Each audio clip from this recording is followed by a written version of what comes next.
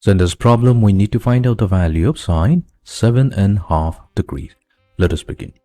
So sine 7½ degrees can be also expressed as sine 15/2 degrees.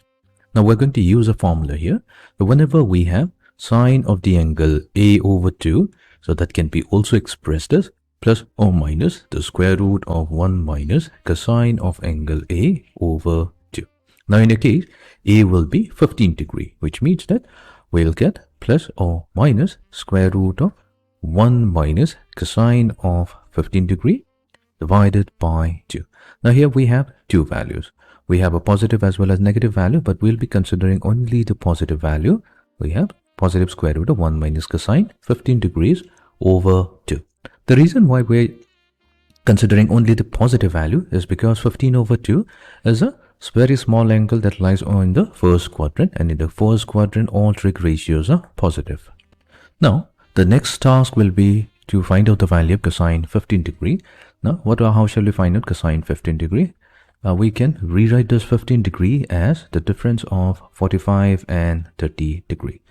Now if when we expand cosine 45 minus 30 degree, we should get cosine of 45 degree multiplied to cosine of 30 degrees.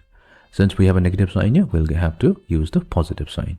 Add it to sine 45 degrees times sine 30 degrees.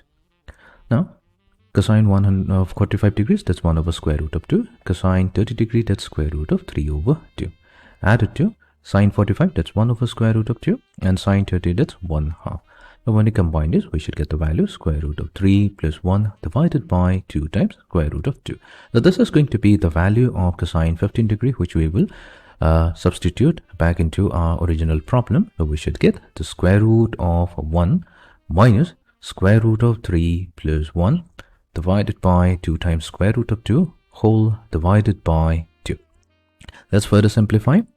Now we will get square root. Let's take the square root first. We'll have the common denominator 2 times square root of 2, and in the numerator we have 2 times square root of 2 minus square root of 3 plus 1.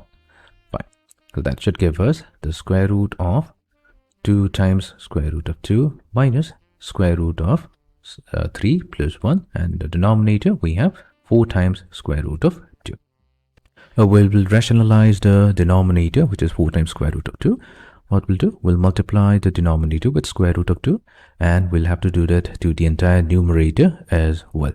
Let's do that, and this should give us, we have square root of, in the denominator, so square root of 2 times square root of 2, that will be 2. So 4 times 2 is going to give us 8. Now we have 2 times square root of 2 multiplied to square root of 2. So that will be simply 4. Then we have negative, so square root of 3 times square root of 2 is going to give us square root of 6. And we have 1 multiplied to square root of 2, but we have a negative sign here, so we should get negative square root of 2. Fine. So this is going to be the value of sine 7½ degrees.